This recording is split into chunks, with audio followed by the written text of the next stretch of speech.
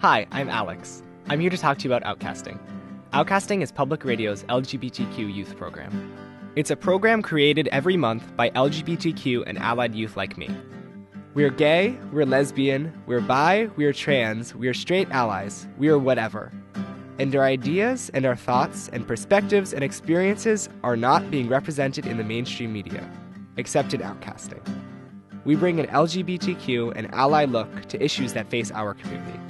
Our mission is to give a national voice to LGBTQ youth, train a new generation of media activists, and contribute to our national discussion of LGBTQ issues. OutCasting is currently heard on more than 50 public radio stations around the country. It's also available on demand and by podcast on our website, OutCastingMedia.org, and on iTunes. We also produce a second monthly series of shorter programs called OutCasting Overtime, or OT. On OT, we talk about all sorts of issues that are important to us. On OutCasting, we cover issues in depth with guests who are often among the most authoritative people in their fields. Sometimes, we tell our own personal stories. Dante, who is asexual, told his story and followed it up with an interview with an expert on asexuality at a university in Canada. We often do this, combining a personal story with the knowledge from an expert. Every episode starts with an idea. We thoroughly research it and find people from all over the country who are reputable and knowledgeable about the topic. When we find the experts, we reach out to them for an interview. Once we have them booked, we prepare for the interview and, when we're ready, we record it, either in our studio or over the phone or computer. After the interview, the raw audio is transcribed into text. Then we edit it for relevance, meaning, and content. When all that is done, we go back to the audio, piecing together and smoothing over the interview.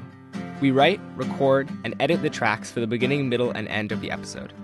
The final step is to assemble everything together and make it come out to exactly 29 minutes. When it's done, we post the episode to our website, OutCastingMedia.org, and upload it to the Pacifica Radio Network and the Public Radio Exchange for release to public radio stations. As we do all this, we're learning a lot about making professional calls and emails, interviewing, and writing and speaking for broadcast. We learn digital editing and production and promotion, and we learn a lot about the issues we cover and about the place LGBTQ people have occupied in the world and the struggles they have been through. So we discover new contexts for our lives. Perhaps the most meaningful part of OutCasting for us is connecting to a larger LGBTQ community as well as to each other. I've made many friends at OutCasting who are also LGBTQ. OutCasting is a safe space where we can freely express ourselves and discuss what it means to be LGBTQ.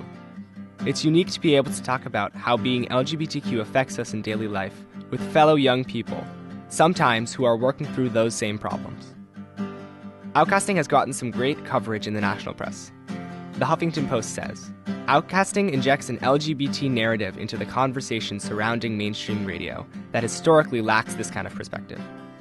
GLAAD wrote that OutCasting provides some of the most honest and accurate representations of LGBT and allied youth in the media. And from The Advocate, in-depth, well-researched, and punchy in the right ways, NPR-level production values. What makes all this remarkable is that most of the people working on the show are barely old enough to drive. Visit OutCastingMedia.org to watch OutCasting videos, access our social media links, and listen to OutCasting and OutCasting Overtime. Thanks, and thanks for watching.